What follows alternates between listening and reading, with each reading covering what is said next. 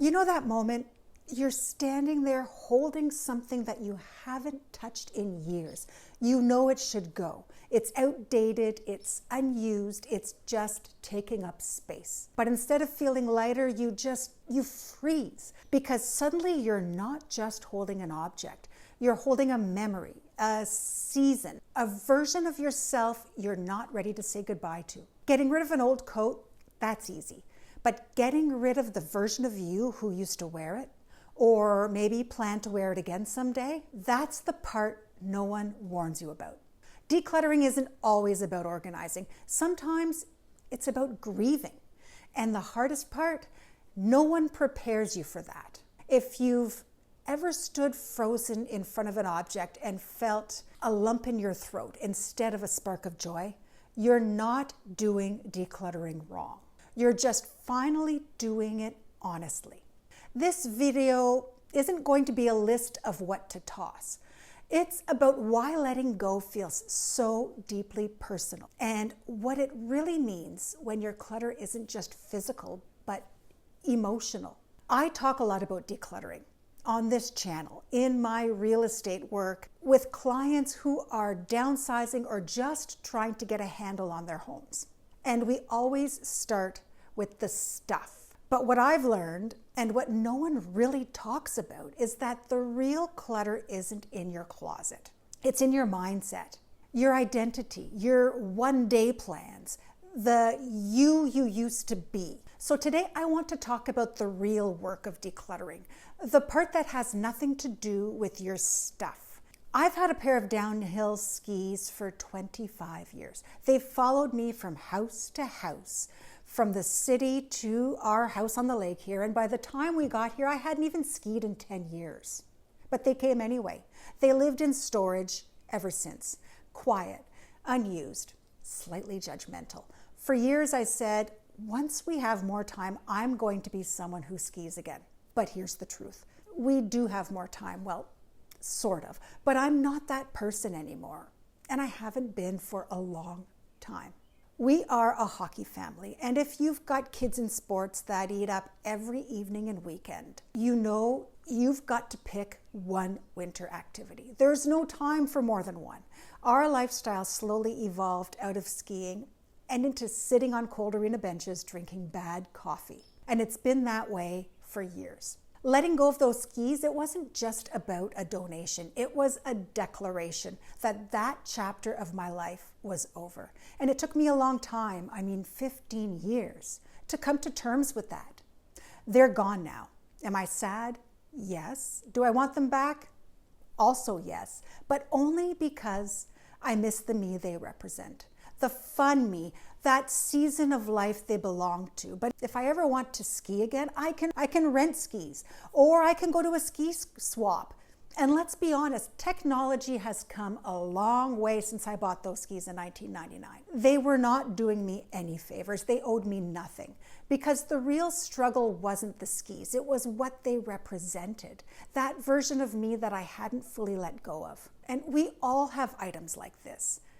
The scrapbooking kit and a closet full of supplies, or the juicer and bread maker collecting dust. In my case, it was an ice cream maker, because apparently I thought I'd be crafting artisanal gelato in my spare time when I wasn't at the hockey rink. Or the camping gear you used once and then remembered you like soft beds and running water.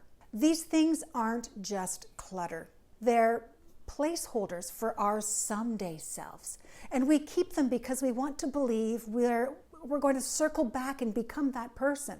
But most of the time we don't. And when we're honest, we realize we're not decluttering stuff. We're decluttering old identities. That's why it feels so difficult and so personal. It's not about the object. It's about admitting that you've changed. And here's where things get sneaky, because you do the hard work. You face your old self. You let something go and you feel lighter. But then that guilt starts to creep back in. You start second guessing yourself. You think, what if I made a mistake? Or what if I need that later? Or was it a waste of money that I'm just getting rid of that now? And just like that, you're back in the clutter loop. because you didn't do the hardest part. You removed the object, yes, but not the attachment to it. So you're still trying to live with one foot in the past and wondering why your present feels stuck. And if you've ever pulled something back out of a donation bag, and who hasn't, you've likely felt this. Your home can very quickly and quietly become a museum of your old lives. Your pre-kids life, like my ski story, or your high-achieving corporate life.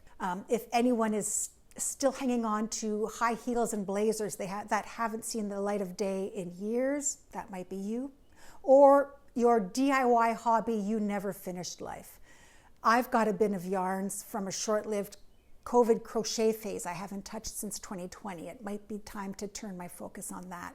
Or the gadgets social media swore would change your life, but never made it out of the box. When your home is full of reminders of who you used to be or who you thought you should be, it becomes really hard to enjoy who you are right now. That clutter isn't just physical. It's emotional residue, and it keeps you tethered to a version of yourself you've already outgrown. Here's something no one ever says out loud, but probably should. You're allowed to change. You're allowed to grow out of hobbies, interests, styles, or identities. You can appreciate who you were and still let that person go. Let's say you lost a bunch of weight. Would you keep all your old clothes just in case you gained it back? Or would you let yourself enjoy the version of you that exists right now? Holding on to things just in case isn't always about being prepared. It's about fear. It's a quiet way of saying, I don't trust myself to stay here where I am right now. And that applies to more than just your jeans.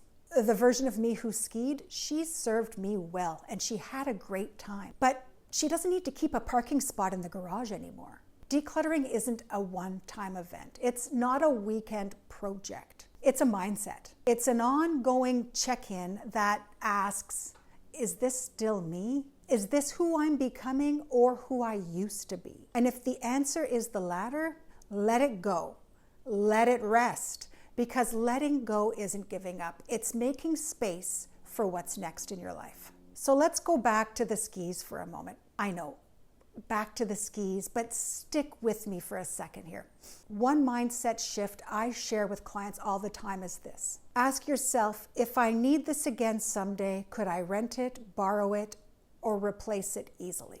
The answer is usually yes. We hold on to so much just in case clutter because we don't trust future us to be resourceful. But future you is scrappy. She's gonna figure it out. And she probably won't want your dusty old skis anyway.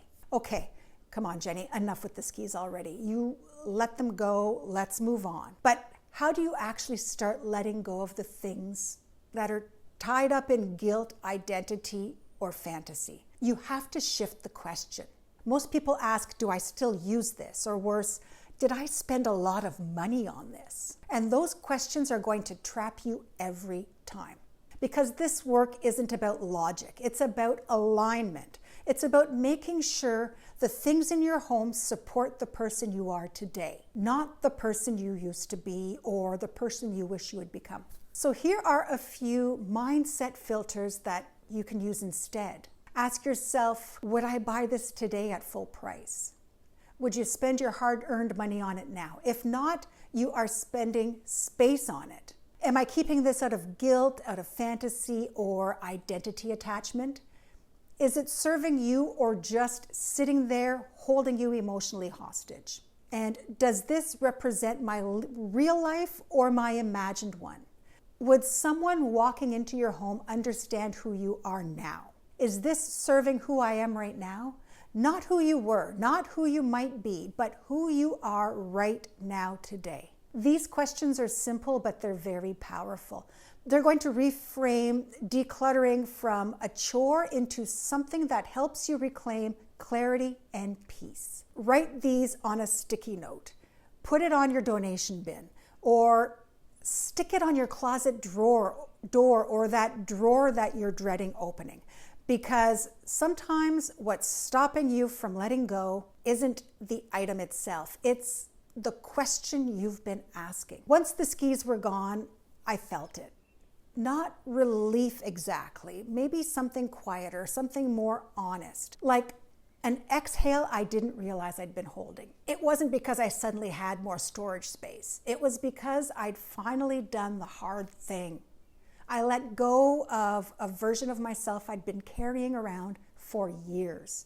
Not physically, but emotionally. And that version, she'd been whispering in my ear, maybe you'll get back there someday, for over 15 years. I didn't just clear space, I cleared the weight of that someday self off my shoulders. And that's why I felt lighter. Peace doesn't come from what you remove. It comes from what you release. And that's the real work of mindset and decluttering. It's not the bins, it's not the baskets. It's the bravery it takes to say, I'm not that person anymore, and that's okay. So if you've already done the bins, you've done the bags, you've done the sorting, and you still feel stuck, this is probably why. Your clutter isn't the problem anymore. It's your attachment to who you used to be. And when you let that go, that's when your home finally starts to feel like your sanctuary. If this resonated with you, your next step is to watch my video, Decluttering Your Home is Not the Hardest Step. It's the perfect follow-up. It's a deeper look at what comes after the stuff is gone and why that phase surprises so many people. I'll see you over there.